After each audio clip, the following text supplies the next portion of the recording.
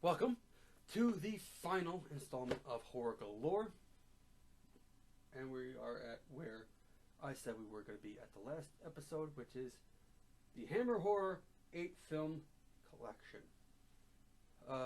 So it's a collection of films, so I'm going to do something that I don't do in the other movies, or the other episodes, and I'm going to actually open the box up.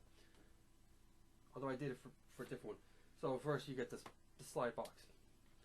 I do think it's interesting though that they chose to keep, make sure it's not glared, chose to keep, this is a standard on Blu-ray where it's a blue box, so that you can tell that it's not a DVD, because DVDs are in black cases. So that's fine, but why they didn't do the stripe in blue on that? They kept it with the red that everything else is. I thought that was interesting. The packages are identical. It's just that I need to read off the back of it, and I would like you to see the actual merchandise that I'm trying to show off to you. So, put that there. So, it's 8 movies, and you have, it's not that very bright in here, so we got Brides of Dracula. It's the first movie. That's actually was a really good movie, because Dracula's not even in it, and it's about a vampire that is being locked up, but then this lady accidentally releases him, and then he goes out to I was gonna say an orphanage, but it wasn't an orphanage. It was a young woman's, I think it was a school for etiquette. It was a women's school for etiquette, and he goes there and starts to turn some of the ladies. Actually, they would be girls. They're not adults yet. And to turn those girls into vampires, hence the Brides of Dracula.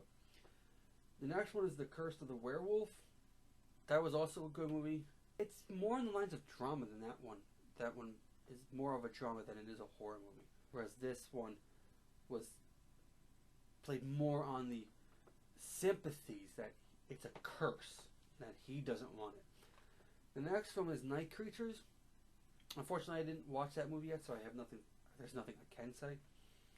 The Phantom of the Opera. Okay. Now, if you actually watched the episode where I was going through my HD sections, yeah, my HD DVD section, you will have seen that I had pulled up Andrew Lloyd Webber's The Phantom of the Opera. Well, I went and looked up and found out that Andrew Lloyd Webber's version of it is not a horror movie. That is a not science fiction. It's a musical. Go, well, of course musicals aren't horror. No, Sweeney Todd the Barber of Fleet Street or whatever, that is a musical horror. Whereas Phantom of the Opera, Andrew Lloyd Webber's, is not considered horror. It's straight up considered to be a musical. This Phantom of the Opera, however, is not a musical. It's horror. And it was also very good. I'm surprised, of these, I didn't watch all of them, but for the ones I watched, I was surprised at how good they were. Paranoid, didn't get to watch it. The Kiss of the Vampire, that was also a good movie. And then Nightmare, I didn't watch either. Then the last one on here, number 8, is The Evil of Frankenstein. Now, The Evil of Frankenstein, that sounds like it would be a sequel, but it's not. It's the first one, basically, and that it explains that Dr. Frankenstein was doing experiments in his home village, and the villagers started to catch on to it, and then, oh, he's doing black magic. They ran him out. So Baron, they just call him Baron von Frankenstein. Well, and if you're unaware, horror, the Hammer horror movies are all British. So all of them are British actors. Should have explained that originally if you didn't know. But anyway, that's why they're calling him Baron von Frankenstein. Anyway, he gets exiled from his village. He's trying to do experiments somewhere else. Runs into financial issues and sells everything. It's like, well, I can't continue these experiments unless I go back to my home, to my home village. But the problem is, if he goes back there, they'll kill him. So he sneaks in during some festival, and then continues and makes the monster there.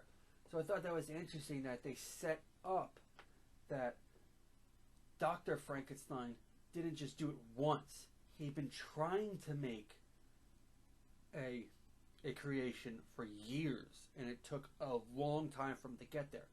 Whereas in every other iteration of the story, it's always done on the first try. That's the part that I like the most about the evil of Frankenstein, is that they made it seem more scientific. Problem is, they don't make him sound like an evil person at all.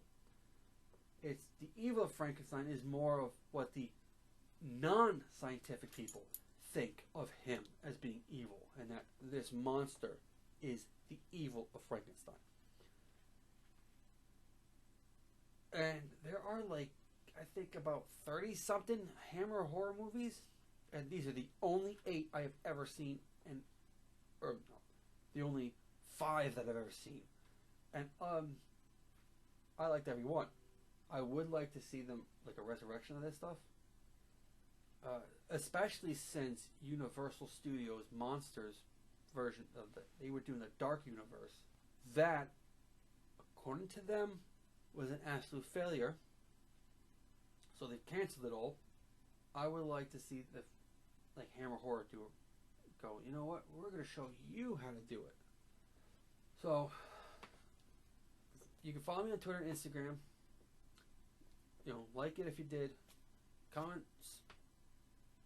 Maybe, I don't know if you have anything to say about the the Hammer horror movies. If you got anything to say about them, comment section for that.